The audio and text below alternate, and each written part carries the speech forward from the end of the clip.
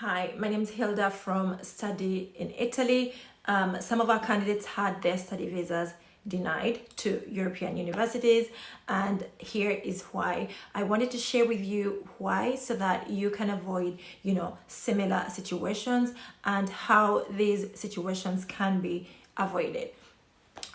Number one, but before I get there, I'd like to let you know that it is actually your right to find out why your study visa has been denied.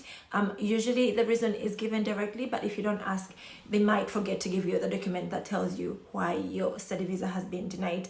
Now, number one, missing documents. Now, for you to avoid this, make sure you have got a checklist of all the documents that you need to submit together with your application, and make sure that you basically take off every document as you enclose it with your application. Make sure you have somebody help you review the documents, have somebody help you check the documents. The other thing is inadequate documents to show proof of financial means. This has been a common one, but I know that the problem is that most of these people submitted sponsors, bank statements as opposed to their bank statements. Now, what the embassy actually requires from you is to have all that money in your bank account, like your bank account with your name. Stop playing around with the money, moving it in, moving it out. Just let it sit until your visa application is processed and your visa is granted. Once you have a sponsor or you share your sponsor's bank statement, it is not guaranteed that once you come to Europe you can actually support yourself financially. What if this sponsor disappears, or what if they deny you access to the funds? What are you going to do? So basically have all the money in your bank account with your name. Number three has been inadequate accommodation or proof of accommodation. Now, there is a rise in the number of scams as regards to accommodation in Europe right now. It is in Italy, Spain, in all European countries. It's just that the rate differs, and the amount of money that is usually scammed differs from one country to another. My advice to you is do not pay anyone any money until they have given you a rental contract.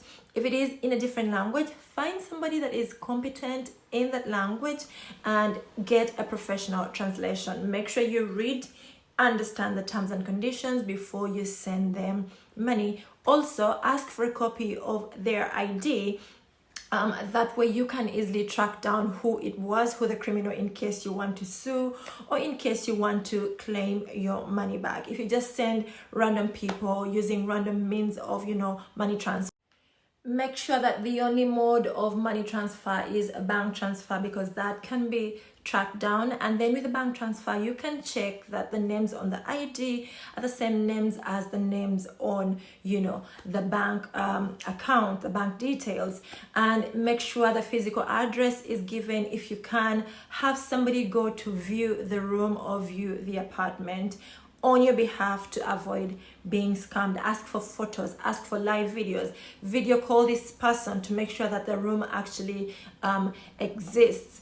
If you get this person on public platforms like Facebook, make sure you do some background checks. Do not just give people your money, and by the time you apply for a visa, the place doesn't exist, or the person has run off with your money. It is very sad, and I hope that it doesn't happen to you. Last piece of advice, make sure that you find out, do some research and see what a legal rental contract for that particular country looks like, and compare to see if it looks like what you have been given. Ask people, find a lawyer in that country, find a commercialist, find somebody that lives in that country that can help you understand what the comparisons are, what is different from this one and what is not different from the other. Most of them should have a stamp, a legal stamp. Most of them have got a fiscal code that you can actually track and compare and see if it is legitimate or it is a scam. The final reason has been not enough evidence to go home. Now, how do they find out this information? This information is given to them by you during the interview, the study visa interview, and also during, you know, the study program interview, you know, that you give, that the university gives to you before you get an admission letter. Now, make sure that you are consistent with what you say. Do not bash your country. Do not say only negative things about your country. I hate this country. It has poor roads.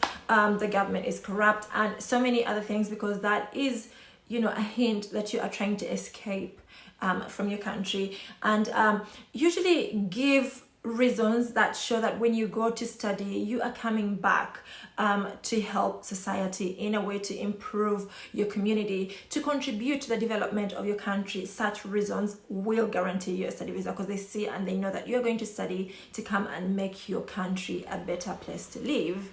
So I hope that these tips have been very helpful.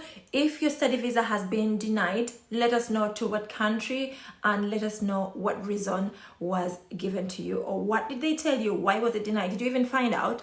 Comment down below, and I'll be happy to respond to those next time.